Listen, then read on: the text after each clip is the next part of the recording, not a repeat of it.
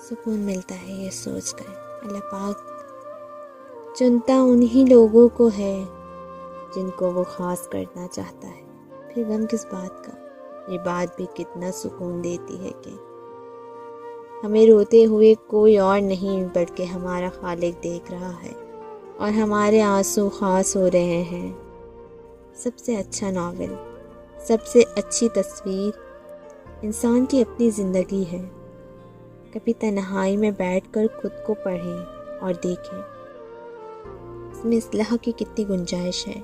شاید یہ ہے کہ اگر ہم چاہیں، جو لوگ زندگی میں خسارے برداشت کرنے کے عادی ہو جائیں نا، ان کے لیے اپنی قیمتی چیزوں اور بے پناہ محبت سے بنائے گئے رشتوں سے دستبردار ہونا بہت آسان ہو جاتا ہے۔ کہتے ہیں اپنی جگہ نہیں چھوڑنی چاہیے، مگر یہ لوگ آسانی سے منظر سے ہٹ جاتے ہیں، اور عجب یہ ہے کہ اس پہ ملال بھی نہیں ہوتا۔